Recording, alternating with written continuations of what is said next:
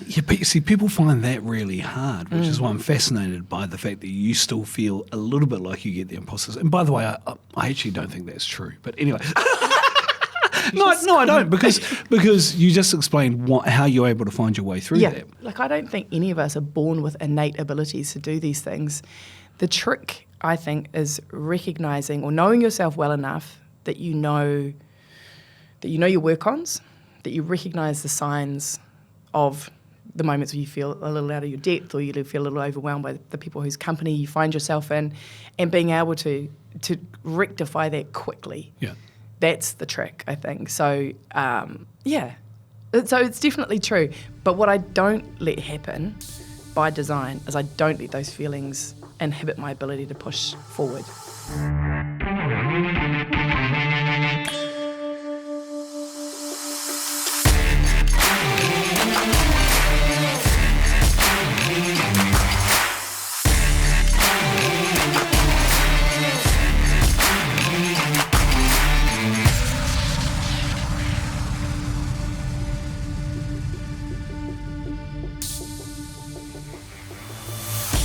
From being an office administrator to now being one of the most regarded international business leaders and Indigenous business leaders throughout the world. Rachel Taulelei is the chair of many governance bodies. She's a business owner, some that she knows nothing about before she started the business, and is a sports franchise holder. So what drives this business leader? This is Rachel Taulelei's story. Welcome, Rachel, to Indigenous 100. Rachel, te Marae. Welcome to Indigenous 100. It's awesome to have you here. And awesome to have you with us and to have a little chat. You know, in varsity, you were always one of the cool kids. I mean, uncomfortable but true. No, it is true, because it always appeared to many of us, present company included, that you always had a plan and you always knew what you were going to do. I don't know if that's true. Was it true? I actually don't know I don't think I had a plan. Really? No, I definitely didn't have a plan. I think, other than to get through, I think, though, I probably was thinking anything is possible, which is a bit of a rule for life anyway. Anything is possible, and really what's the worst that could happen? So, you get through your law degree. My plan, though, was, if I do think about it now, was to go and be a lawyer. But I also remember getting to the end and doing all of the cocktail parties where you run around and be your best self and the company of really, older partners of law firms who proceeded to ask me things like, you didn't do that lady law, did you? Which I actually did. Really? Closely followed by, did you do that, Marae law? And I was like, I did that too, actually. No one wanted me. And no one offered me a job, which probably wasn't part of my plan. Yeah. But yeah, a plan for life, probably not so much. A plan to get through, for sure. When you said the P word, I thought you were going to say another P word, not partner. Old. Yeah. No other P words coming out of my mouth. Is that what happened, though? Is that what people said? I did. I went to the lady law and Māori law. Those are the questions that I was asked a couple of times. Look, we can chalk it up maybe to the times, but and we don't need to talk about how long ago it was. It was quite some time ago, but that was what happened at the end of it. So I had these intentions of getting my law degree. Like all law students, you come out thinking that you know everything, and why wouldn't anyone want me? But yeah, I was not rolling in offers, and so I switched gears and ended up going through into New Zealand Trade and Enterprise instead. That's interesting, because I've read somewhere that you are quite a fastidious and very steady planner now, that you always have a plan.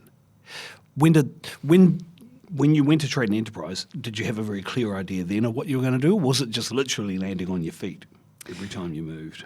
I think at the time I was gate crashing events that my father was attending with the Māori Enterprise team, because he was exporting. Right. And I really loved the nature of the conversation. It was really positive. It was, it was about trading your way into prosperity, and I'd just spent 4 years understanding how you might litigate your way out of a situation as opposed to trade, which is what he was involved with, and that was really positive. So I liked the way that felt, and I was at so many of those events that the then manager of the time said, like, you're here a lot. Do you just want a job? Which I said, that would be great. Thank you very much. And he hired me as the team administrator which was a glorified term for, making coffee and filing papers. and I went in under that guise. But I was very happy to go in. I think, did I have a plan? I had a plan for, having a job that could take me out of university. That was the first step. I liked the environment that I found myself in. I was learning more. As I say, you're a law student, so you think you know everything until you go into that environment and turns out, you know nothing. But very happy to learn, which is what I did for the next 2 or 3 years. I do want to talk more about the team administrator and potentially learning by osmosis, and what you gain via osmosis. But to come back to your law life, and particularly as a student, I mean, it was such a vibrant time, right? There were so many talented people. Some have gone on to be MPs nowadays. Very good friend of yours, Corinne's in them around the scene at the time. And there was also a really active proactive faculty team. I mean, Karen Fox, now Judge Karen Fox, Andrew Edwards and the like. What kind of impact did that community have on you, and what you were able to do when you eventually ended up at Trade Enterprise and other places? It was a really interesting time for me because I initially enrolled in law and medicine when I went to uni. And I rolled into enrolment day and I was lined up in the M line for medicine. I think that's how it went in those days. And I got to the front of the line and I had 2 thoughts. One was, I can never do another second of calculus and chemistry. I will lose my mind. The other was, I don't know if I'm built as that carer. Like in my household, if somebody is unwell, I'm not the first person they go to. I'm just not that person. Empathy is a thing, and I work really, really hard at it. Yeah. But the idea of a lifetime as an actual professional medical carer, I'm not sure I was built for it. So I just shuffled left into the law line because it was the next letter in the alphabet.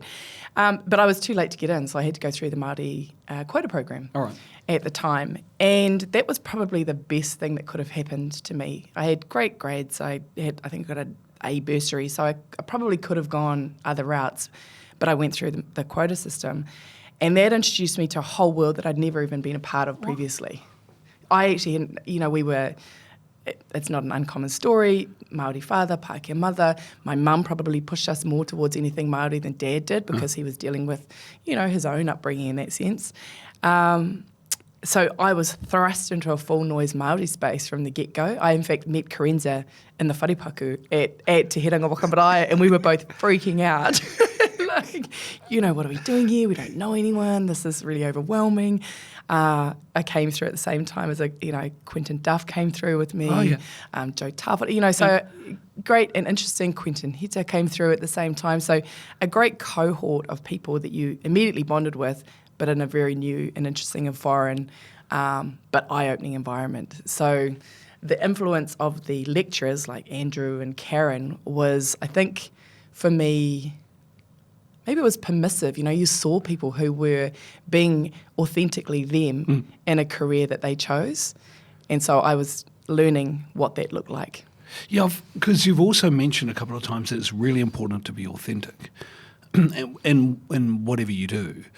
And, similar kind of experience for a lot of varsity students at the time, either Māori father or Māori mother, Pākehā father, Pākehā mother. And they go to places like Te Herenga Waka, and it feels like quite a comfortable place. And when you're at a university, that's really cool, to have that as a kind of a support mechanism.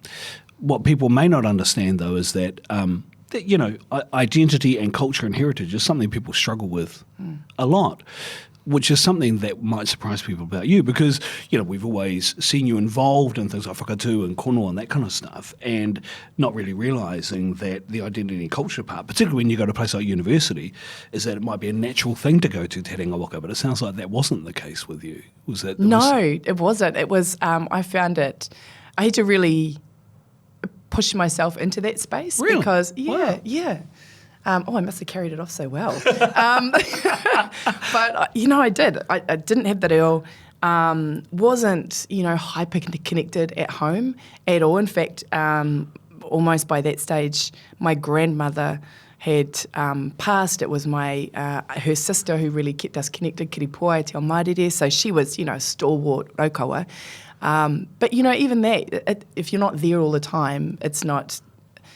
and you didn't grow up in that, you've got to find your way to connect back into it. So, having a space like Te Ranga Waka was beautiful because it started to wash over you and draw you into it. But no, that was, I wouldn't say it was ducked water. Wow. What about the leadership aspect? Because again, being one of the cool kids as you were, That is actually not true. What do you mean it's not true? I don't think that was true. I mean, I just think we had like an amazing group. Okay, I was the one who, I do recall, we created a position within the faculty, the Māori and Pacific Law Students Coordinator. It was the first time that we'd created it. Mm-hmm. So we created it and then I stepped into it, and as a result of that got an office which turned into sort of an offshoot of the Marae. It was down the hill. It was 1/100th of the size, but there were routinely, meetings in there and people taking a quick nap. But this is, I think, one of the things as well. You look for ways, or I have looked for ways to just cut some of the grass in different ways, and so creating that position, so then we could create a little bit of support for the Māori students who were coming through the quota system, or the Pacifica students who, quite frankly, if we had little voice, they had no voice. And even now, in retrospect, I cringe a little bit in us banging them together. So I'm sure it's not the case now, but that's just another way of doing that. Yeah, and I think people might have the misconception that events where Māori students get together, I think we call them hui whakawhanaungatanga. You have to buy tickets to it.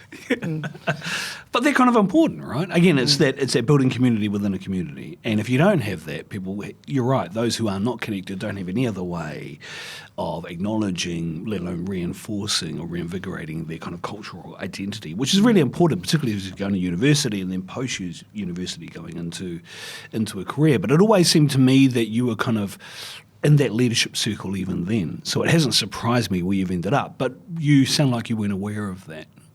Or that you weren't aware of the fact that people thought that you were kind of seen as a leader within our Māori community within university. No, I didn't actually, and that's not a fake humble moment. That is, that's true. I think what it is I really love people, and I really love being around people. I really don't like, some people, you're introverts and you're extroverts. I know which end of the spectrum I'm on. So for that fact, I get energy from being around people. And so when you can have that engagement and, touch a lot of lives, that A, makes me happy, and B, gives me a source of energy. Well, then we're all thankful you didn't become a lawyer. So, when did you, as a trade and enterprise office administrator, I forget the exact title that you gave us, team administrator, when did you know that you were on the right path then? When did you realise that this is the pathway that I can forge a career with and work with people and do something good here? I'll tell you when it wasn't. It wasn't when the manager at the time put his head outside of his office and said to me, "Could you maybe just make us a few coffees?" And I think my head snapped back and my eyes snapped back in my head so hard he knew what had just happened. And I was like, that's no problem. And I went and made the worst coffees ever. In my head I was like, I have a law degree. Oh my gosh, But it was a great, excellent learning moment. But when I did know that it was for me is...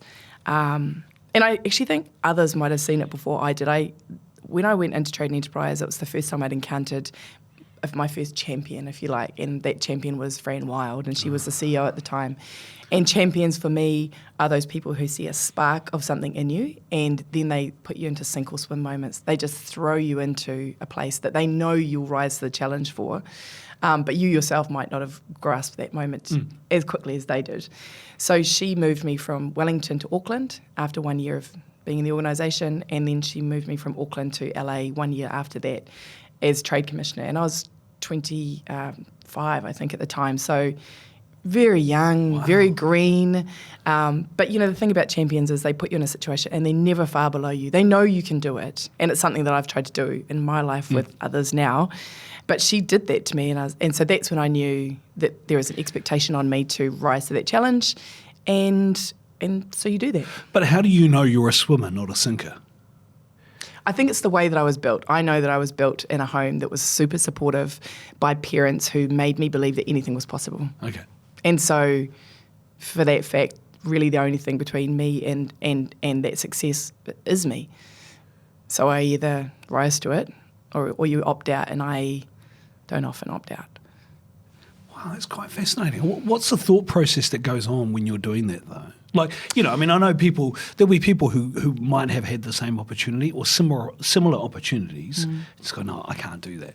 It's not, it's not me, or it's too soon, or I'm too young, or too green, or whatever it might be. Yeah, and I think that is, and I also think we all think that, but I think that I love the idea of conquering the seemingly unconquerable. And I sort of refuse to believe, unless you are literally unqualified for a position. I mean, by way of, a doctor or the things that you genuinely need qualifications for. I think, why couldn't I do that? I think I've got enough in me in the soft skills space, and enough drive and enough support, and I know enough people for the direction that I might need to fill in the gaps, that you'd give it a go. What does soft skills mean? Maybe the curiosity for learning, the ability to meet people and understand people. So the things that I think you learn over the course of time, as opposed to reading, learning, repeating. So they're the sorts of skills about you as a person: confidence, being able to articulate yourself, being able to enter a room, feel deeply uncomfortable, and work out how you push through that. And that doesn't always happen. There are lots of occasions still when you can walk into situations and feel like that unicorn, that mythical creature where one thing is not like the other, but work out how to deal with that emotion. That's okay. So that's different, though, to say imposter syndrome. You don't get that, right? Oh, no, I get that. Do you? Of course. I think everyone gets it. Even now. When? I don't really want to call out the situation because they might actually listen and they'll know. No, I get it when I'm in environments where I'm at a table, and oftentimes it'll be a board table. Yeah. And I'm about to pick up the chair of an advisory panel, which is, very, very important in terms of the mahi that this panel does. It's a sustainability panel, and I am not a sustainability guru. I know I get tagged as somebody who's deeply invested in sustainability, which I love, which is true. But am I, the Scope 3 emissions, solar panel, am I the guru, the technical lead on that in the universe? Absolutely not. But do I have a perspective about the good that we can do for future generations if we behave correctly now? Yes. So when you get into a room of technical experts, then you start thinking, what value am I adding? Why am I at this table? And you've got to really stop and take a breath and think for a minute. Why did they bring me to this table? There is a reason, and you've just got to harness that so you can step forward into the techos. Yeah, but you see, people find that really hard, which is why I'm fascinated by the fact that you still feel a little bit like you get the imposters. And by the way, I actually don't think that's true. But anyway. No, I don't, because you just explained how you're able to find your way through that. Yeah. That is a quality. Is it a quality, or is it an attribute or a skill that people find really hard to kind of attain? Is that more natural, do you think, or learned behaviour over time? It's definitely learned behaviour. Anything. Is it? Okay. I don't think any of us are born with innate abilities to do these things. The trick, I think, is recognising or knowing yourself well enough that you know your work-ons, that you recognise the signs of the moments where you feel a little out of your depth, or you feel a little overwhelmed by the people whose company you find yourself in, and being able to rectify that quickly. Yeah. That's the trick, I think. So, So it's definitely true. But what I don't let happen by design is I don't let those feelings inhibit my ability to push forward. That's, I think, the difference between having imposter syndrome and letting it sort of cripple you in a way. Yeah. Because that happens. It's just so common, and it's not a cliche to say it happens more often than not to women. Yes. Yeah. Yeah, I was actually going to ask you about your work-ons, and then I think we'll come back to particularly women in governance roles. Because New Zealand, as advanced and as we're seen to be, I think, still a model of a great Western liberal society, still has an issue with female representation. Māori, WAHINE, representation on governance roles in this country. But I'll just want to hold that and come back to work-ons.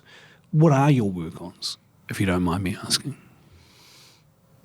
No, I don't mind you asking at all. Let me just think about that. What are my work-ons? And obviously those would have changed over time from when you were 25 in LA to now. Yeah. What are they currently, though? My work-ons now are actually still, if we go kind of all the way back to university, probably are in that Māori space. So Really, Rachel? Oh, yeah.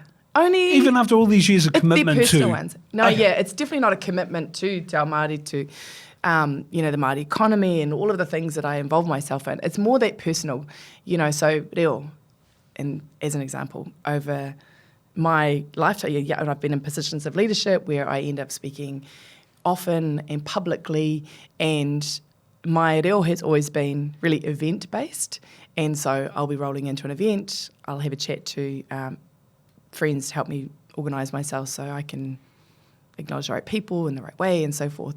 But it wasn't really sticking, and I also now know in retrospect it must have been really awful to listen to. Like I got the words out, but like I remember doing it, and the clincher, because when I do it internationally, no dramas, absolutely fine. Can do it to world leaders until the cows come home. But the minute I had a moment, and it was last year, is when I did this again, mistakenly, and I looked down at Herewini Parata, and he's like, what? I could see his face with like a speech bubble coming out of it, like, what are you actually saying? And I was like, in that minute, I was like, that is the last time I'm putting myself up like that. Because I think the people who have been helping me over the years, they estimate my reo ability the way they estimate my ability in English. And so they put me in the same space. So for the last 8 months, I've been at Te Wānanga Aotearoa doing baby Māori, which is amazing. It's so good. Like going back to basics, I can tell you how to tell the time if you like. I'm not going to, don't ask me to. But, those sorts of things. And it's just really, really reassuring to go back and actually get back into a basic state when the rest of your life is not in a basic state. Yeah. Last year I did chair a meeting between the president of Chile and the leaders of the Philippines and Japan and so forth. That doesn't frighten me at all. Reo, like most people who are on that journey, that scares the living daylights out of me. But I'm super happy to be back in the basic lane. I think that's worthy of high praise. Let me say why. Because one thing is, for many of us who've kind of undertaken a bit of a journey, we're not really willing to unlearn the bad habits we've picked up. No, we're not. I'll be honest. I think people who, and particularly males, Katarina Mataira said one time, the biggest problem with Te Reo Māori is you Māori men. Because we don't like not seen to be knowing something.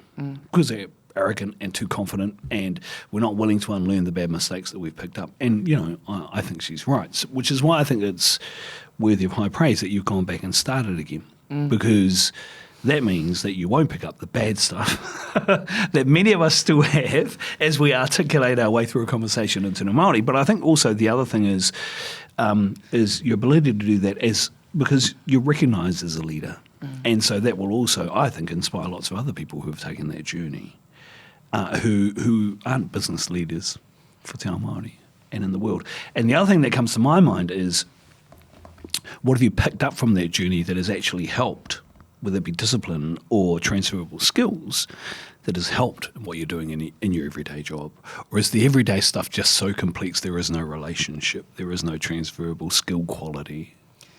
Yeah, it's you have to be supremely organised. That's, I think, the transferable quality. People ask, how do you organise it, or how do you get sorted? And there are people in the class who they'll say, I'm really behind on my homework, and I'm like, really? Because I'm up to date. I got a couple of things on my plate, but like my homework is done. One, because I'm nerdy girly swat. Yeah. But also, you've just got to organise yourself. It's that important to you. And there are different reasons that people will do it, and the reason that I'm doing it with my sister, that's more about cultural survival. So that's your own commitment to that. So it's fun. So you and your sister are doing it together? Yeah, we're doing it together. Wow. So and that's why you can't ask me the time, because by the time I tell you the time, it'll be 5 minutes later, and it will not be the same time. Is that? Do you think that's one of your really good skills? is your ability to be able to plan and organise, given what's going on. I mean, leadership positions, and also, basketball franchise stuff. There's a lot on your plate. Yeah, there is. Yeah. How do you do that? How do I do it? Here's my theory. Everyone is busy. I've got a lot on my plate, and every day, minutes within days are all really different. But I am better because of the pace at which I work and the diversity of things that I apply myself to, and the learnings across the board, I think, make you better at the parts. Right. So I really enjoy that feeling of momentum, and that's me, and that's how I tick, and that's how I'm made. And then I like to think about relativity. If I'm a solo mother with 3 kids, that is busy. That is tough. And so me going from one Zoom to another, firing off a few emails, jumping in on board meetings, or, doing the things that I do in the way that I work, relatively straightforward. Like when I have a bad day, it's recoverable. If a midwife, my sister's a midwife, she has a bad day, it's a really bad day. I have a tough day working, I'm tired at the end of it. A sharer has a big day and they're, doubled over in pain because they've had a really long, hard day. So relativity is something that I kind of try to keep in mind if I think I've had a tough one. Awesome. Okay, so I wanted to come back to the particularly Māori women in leadership positions, and particularly in governance. And you're seen to be someone who's... role model is not the right word, and actually a lot of people don't like that word. But you are seen to be, when people talk about Māori women in leadership, they'll talk about you and Mavis Mullins and the like. Why do we still have an issue, do you think, and a lack of representation and a lack of our wāhine in governance positions in New Zealand, which is seen to be like an Indigenous leader in this stuff? I think that the people who are making the appointments have a very orthodox view of what they think fits that space. What is that? Well, it's prior governance experience. It's having run, and governance, I mean sort of Western-oriented governance. It's not your Marae boards, but I'll come back to that. Nope.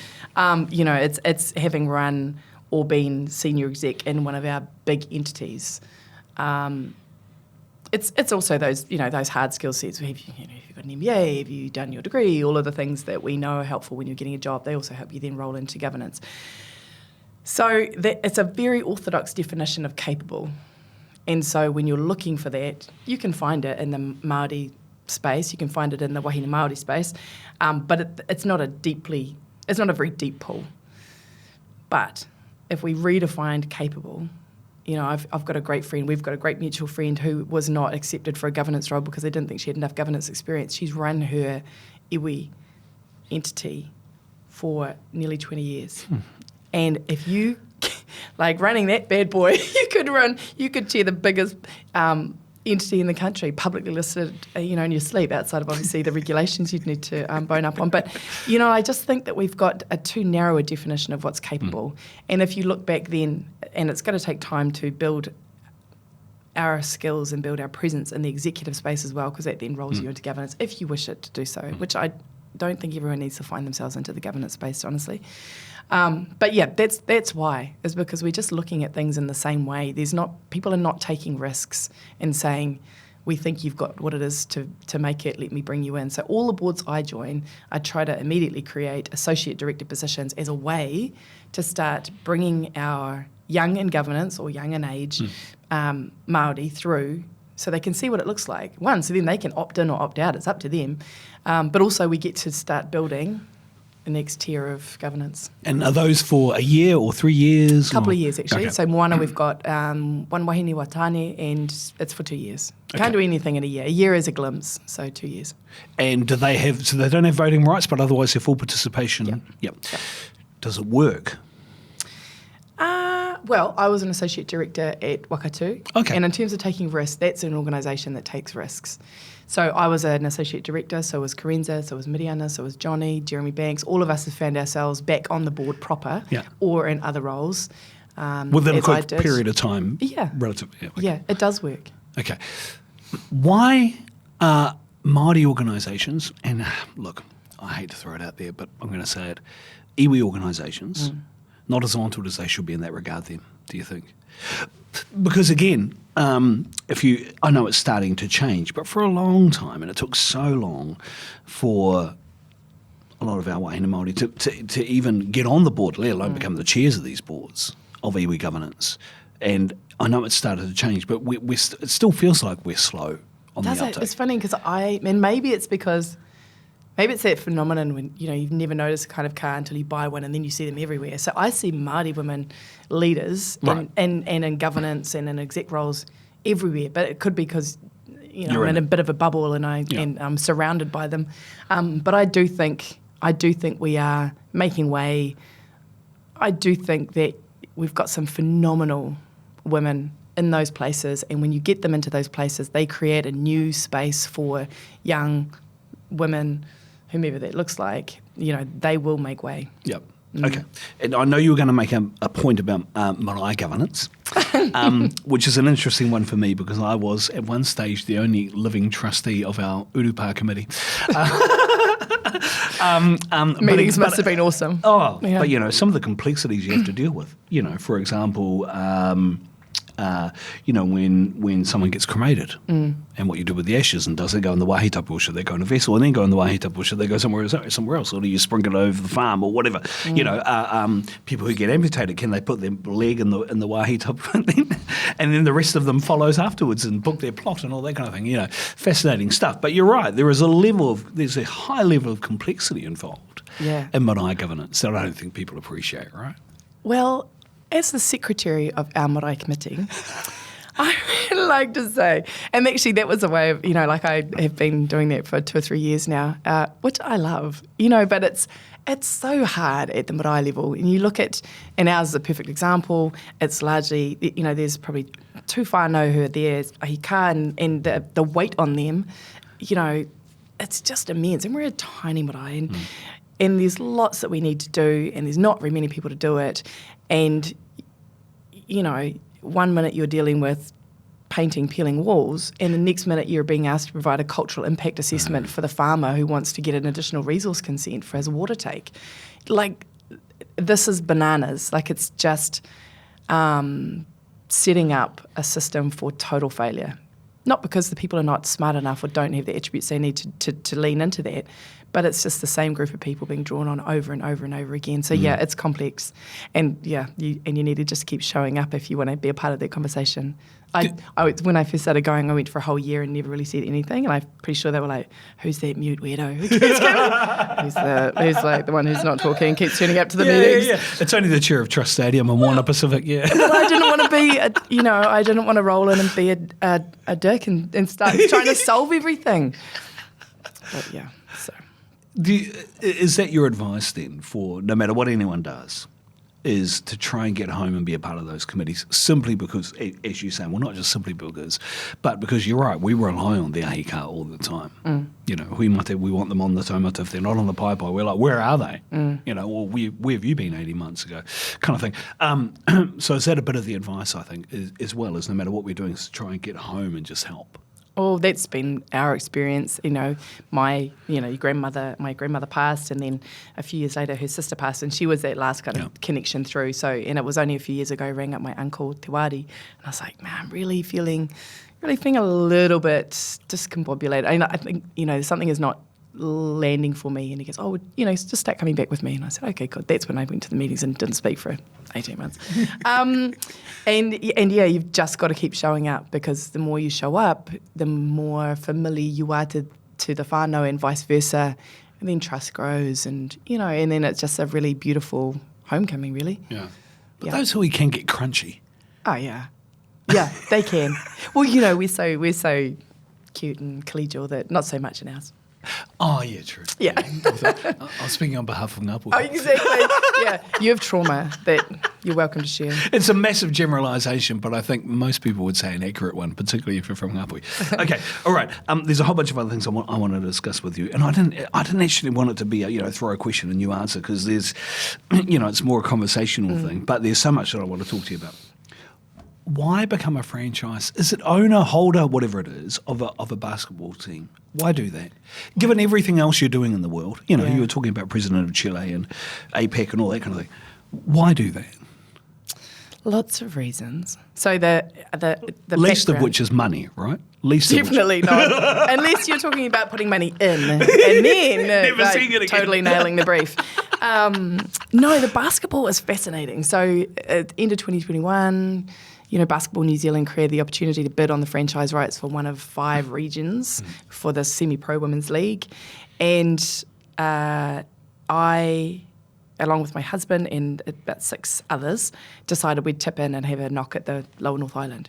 Got it. Amazing. Had a really short amount of time to build the team, build the brand, do all of the things you need to do to create a professional team. Why do it? Because from a personal standpoint, I'm deeply invested in equity for women and opportunity for women. And this league offers women pay parity with their male counterparts. So that's great. So we can have players come through domestically and internationally and raise the level of the game. And that then inspires young people to get into the game. Then they can be active. They can learn all the life skills you can through participating in a team sport. My daughter is a really mad, keen and talented basketballer. So, this is something that we can build that ultimately it might be something she wants to run. It's pretty fascinating for her. She's doing sports management and business and marketing over in the States. This is the sort of thing that she can look back and go, that's a business I could get into. So there's the equity for women, there's the opportunity for women, there's the inspiration for the kids.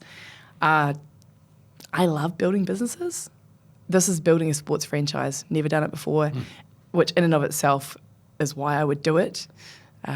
It's fun. It's like a startup on speed. Wow. Winning also helps. Winning was there. So I'm glad you raised that, actually, having won the inaugural year of the league last year. Now, it does help. It puts a big target on your back, but it helps. But as you say, New Zealand's such a small country, and we've got some issues around sport, actually, and not in terms of administration, but in support at local levels, at regional levels, and at national levels. I mean, does that kind of stuff keep you up at night, thinking about, geez, I've dipped in here, and yes, it's a small business, and it gives me all these other benefits. But most people who look at a franchise think of the financial return of it, and even after winning the competition, the inaugural competition, you've got to go back again. Yeah, this is a rinse and repeat exercise. But I think you will know, because you're a sports lover as well, I don't think people do it. You can't do it for that. You can't. Yeah. A couple of things. One, you can't build it for yourself. It's not a glory moment. It's not about you. It's about fans and it's about players and it's about building something for its potential. So we're not building this team for the league we're playing in at the moment necessarily. It's an excellent league and we love being in it, and it's a building block to improving the game. But we're building the Queens to be bigger than that. It's a brand that we've now rolled in. We've created charitable trust so we can start having really great impact with the kids, creating scholarship funds, because we have kids who come through who, and this is not a surprising story, they don't have the right shoes. They've got you've got 3 or 4 kids who come to a game, and after one has finished their game, they're like throwing the shoes over to somebody else, and then the kids are passing the shoes in amongst themselves so they can actually play the game. So if we can alleviate that pressure, then that keeps them in the game. When you crack the New Zealand system, it becomes very elitist very quickly. It's very expensive to participate in national representation. It's crazy, but it is, because sports is so pressured from the funding standpoint. So this is I guess our little contribution to that. Yeah. But yeah, and it's fun. Like we have it. Did you go to the Women's World Cup? Yes, I did. Yep. Yeah, amazing environment. Yep. Families. Kids. But women's sport is different. Yeah. You go to women's sport because there's an atmosphere and an environment that is whānau orientated. Look, I'll be honest, I hate going to rugby games now. Super Rugby test matches, completely different vibe. It's actually does my head in, to be honest with you. And so you're right, going to, and obviously Tokomanawa Queen's supporter, but can't go to the games because I'm currently domiciled. Not a good excuse, actually. Yeah, I should have gone to games. I will to try note yourself. But we do, like we bring in all of the, to that network conversation, we've got King Kapisi as our MC, and then we've got DJ Raw as our DJ. We've got a crew of dancers who are now, we've partnered up with Clothing, so they're the crew. So we want, having been to loads of NBA games over the years overseas, we wanted to create this experience, like a fun party. I'm going to have a good time. The result will be the result, but I'm going to have a really good time. Okay. And so that's the way we're trying to build the experience. Is the approach then the same approach that you took when you started a new company like Oho? Which again, felt like completely different skill set. Following off on what you've been doing for, I want to say day job, but actually you've got 5 of them. But anyway, but what you were doing, it's completely different, Rachel. Yeah, you're right. It is completely different. I've never built a services business. The businesses that I have built over time have been, a fishing business or restaurant pop-ups or with kono. It's all hard goods. You can touch it and feel it.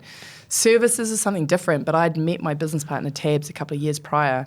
She was pitching to a mutual friend of ours. I think he was trying to kind of show her off a little bit. Like, come and listen to this amazing Māori woman. She's done a pitch for us.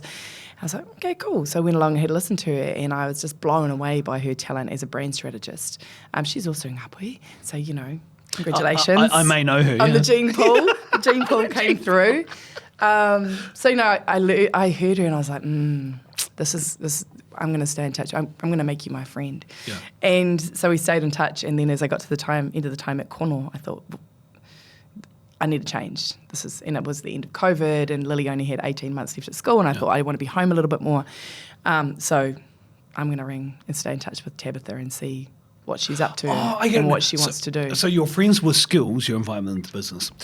Your friends who don't have skills, you're inviting them to be a part of the PAV Party committee. Yeah, no, okay, I've got it. I know, but also the really good friends turn up to the PAV Party. So, yeah. So stayed in touch with Tabs, and then I rang her up and said, hey, look, I'm going to get out. Do you want to do something? And she didn't really know me from a bar of soap, and this was kind of all through COVID. We set it up through COVID. The first time we got together physically was about 6 months into, building this business together. It was the craziest, most ill-advised way to start a business. One, it was services. I didn't know how to build services. Even now I've been asked, how's your time and motion plan? And I was like, what?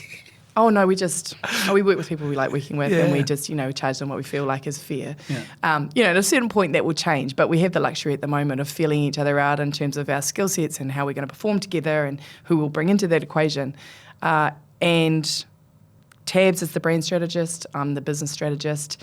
My role is to wheel it in. And, that's nuts. But all of it. I actually do. Yeah. Yeah. And people won't do it. Like, people wouldn't do that. Yeah. Does that feel like, do you not feel fear, Rach? The end of that sentence is do it anyway, right? Yeah. So, yes, I feel fear. Yeah. But not, I don't, this sounds really sort of like bumper stickerish, but I just choose not to let it bowl me over. Because it's back to that thing, like, what is the worst that can happen? So I leave Kono, we set up Oho, it doesn't pan out the way that we thought it was or would. So you pick yourself up and you apply yourself in a different way. Yeah, and I think the thing that strikes me about it is that the fear people have is, well, if things go wrong, what's the impact going to be on my reputation? Yeah. Now I am scared, actually. No, wait. But actually, that's probably also a really glib way for me to say that, because there are realities about being able to support your lifestyle. You have a house, you have a car, you have things that you need to do and obligations in a financial sense. So as I was leaving Kono, I did work out, what do I need to survive? What do we as a whānau need to survive? Yeah. And then take your best guesstimate as to what that would be. There were a couple of governance roles that I had on that could, stretch across some of that, and then we had to work really quickly and really hard to actually start generating income out of Oho. But you've got to have a bit of a backup plan if you are going to go into something, boots and all. Yeah. So, it's not just blind faith. There is planning. Yeah. But you can't be afraid of those things. Yeah, that's been the overriding lesson out of this corridor that I've got, which will be a lesson that a lot of people will take as they watch this. But there's also the philosophical thing, and then there's the actual physical motion and movement that you have to undertake to do that. And I think we've learned a bit of you from that, which is great. I want to talk to you also about, particularly through your role through Moana Pacific, there's a lot of concern, aquaculture, climate change, all that kind of thing. I mean, does any of that stuff keep you awake at night? Yeah, it does. That sort of thing does worry me. It worries me, what we're doing and how we're doing it. That doesn't concern me. No. I know that we behave and fish and undertake sustainable and responsible practices. I know that we are entrusted with taonga assets for Māori. I'm intensely proud of the fact that Moana is the only collectively owned iwi asset that we have, that everyone has ownership in. There's just not another. Do I think it's like the best returning asset we could ever find ourselves in as Māori? No, but that's just a fact of the primary industry. But it is an incredible space to work in and play in, and also the part that weighs on me is getting it right, because you feel that obligation and that responsibility to iwi Māori to perform. But there's also a lot of noise about the future of food. Yep. And what people are doing internationally. I mean, how aware do you have to be? I mean, how much reading are you doing? Because you'll have to keep yourself across all of it, right? Yeah, you do. A lot of reading, but then you also a lot of talking. I don't have to do, back to that idea of technical experts. You do the reading that allows you to participate in the conversation and provide the requisite amount of direction without being the guru necessarily in a space. But you have that broad perspective, which is necessary. The climate change work, the lightening our footprint, those are the things I think we just can't move fast enough to do that. We've got to move faster as a company, as an industry, as a nation. Yeah. Those are the things that really do occupy my mind. And the threat of things like automation. I don't think that's a threat. I think it's... You don't? Okay. No, I don't at all. I don't probably, unlike others, think that will displace people necessarily. I think it'll make jobs easier. I think it'll make jobs more rewarding. I think it'll make it'll take away probably some of the more mundane repeat style exercises that people are engaged in and elevate them into more interesting, knowledgeable positions. Yeah. Does the idea of, creating higher skilled jobs, a higher skilled workforce, that kind of thing, because we're still talking about primary industry, and there would be a perception that there's a lid on that you can only go so far. Is that something that you've grappled with and think about? And if so, what does that look like?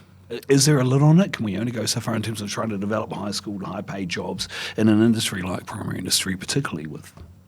Well, if I think about Māori in that space, we're really good at the base level operations. We're great orchards, we're great farmers, we're great fishermen.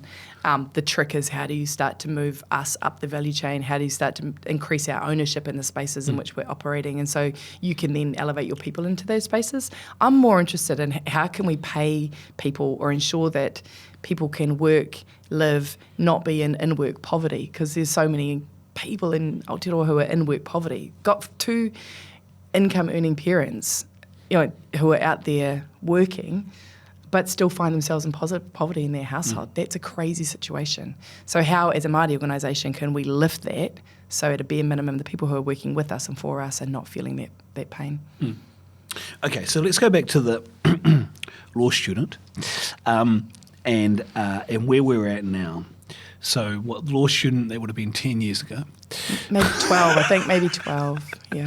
So I think 10 years, 12 years from now, what are you doing? What is Rachel Taulelei doing?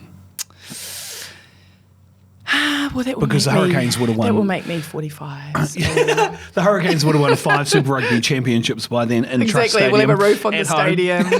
Yeah, the yellow seats will be gone, I know. What am I doing? I actually would love to think that I'm actually still doing a bit more of the same. There'll still be that. I think I'll still be have a myriad of activities on my plate.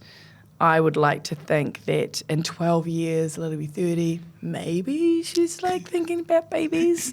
I've been, requested 4, so there's that. I just think maybe treasurer of the Marae committee. That's a lot, dude. I don't know. I don't know if I want that pressure. All those audits, yeah. Yeah. No, I just think a little bit more of the same. I think that in my dream scenario, I've managed to find a way to get through to an immersion space so I can like really learn, and that'll I think be a crazy unlock. Yeah. But work-wise, I just think a little bit more of the same. Growing more businesses, growing more people, creating opportunities, which I just love doing for others to step into. There isn't a chair role that you'd love to do, that you'd love to have. You probably can't say, actually. Now that I think about it, it's a really dumb question. Nationally or internationally? Actually, or are you so focused on being at home at the moment that you just want to be at home and you've done enough? No, an international one would be pretty fun. Yeah. I think that to have the ability, although it's in saying that, the boards that I am on do have me travelling internationally, so I'm going to get my fill of that. Yeah. But I think at the moment I'm starting to think, where do I really want to lean into most in the next little while? I know that my lane has been largely the primary industry, which I do really, really enjoy. And I think I enjoy it because my favourite days working, prior to where I'm working at the moment, have been in an orchard or on a fishing boat or, doing a shift at the mussel factory. that is the best day. The people are so generous and authentic and giving, that those are my favourite days. So, I'm starting to think about how do you take all of that and roll it into something that is fun, interesting, and actually has more meaningful impact. Yeah, and I would have thought, the idea of university students, Māori university students of Victoria reunion every year would be enticing too, organising that. Yeah, you should definitely do that. Do you know what would be awesome though? I would love to take up something like a fellowship at Stanford. I love Stanford. I've been a couple of times and learnt there. It's a great environment. I really enjoy, you almost learn by osmosis. Yeah. It's just a really great vibe. But something like that for a year would be quite good fun. Yeah, I mean, I did a course at Stanford and at the time there was about 3 other Māori there, and we all kind of looked at each other and went, how good is this? No, totally. Great weather. But just that campus is amazing. It's phenomenal. And the stories of people who come out of there, because I just think they unleash your mind. They pump up that idea of like, have the craziest idea you've got, and then just make it happen. But I did do a course there for 6 weeks. Interestingly, it was like 200 people from around the world. There were these huge entities, people running oil companies and, Microsoft, and they had tens of thousands of employees, and they said to me, oh, what do you do? And I'm like, I run a family business in Te Tuihu. So really, really tiny. And so you'd think that sort of thing would be overwhelming, but the overwhelming feeling I got when I came out of 6 weeks of learning non-stop, 24/7 for that time, was actually, we are so far ahead of the game as Māori. I was just super reassured by that feeling of we know our place in the world, we know our relationship to Te Taia, we know the reverence and the deference we have to people, beings, places that are bigger than us and from whom we derive our strength and power. So I'm like, cool, I get all the learnings, I loved it, but I'm good. Like, I think we are, like, catch up. Yeah, there's lots of things that we think naturally about that are kind of not in their headspace, right? Which really freak me out. Totally. Like, Indigenous thinking is like a superpower in and of itself. And I think the quicker we can move Indigenous thinking out of like a D&I space, which is a crazy space for it to live in, when you are those Indigenous people, like, we don't need to be regarded as diverse or by design included, although in fact that is the case. But when it's us talking to each other or about each other, it's not diverse or inclusive, it's just who we are. So Indigenous thinking is us. So yeah, that's one of, I guess, the endeavours of Oho, is to advance that place of Indigenous thinking, not just in Māori businesses. In fact, Māori businesses probably need us less than non-Māori. Rachel, I've loved it. Go the Queens.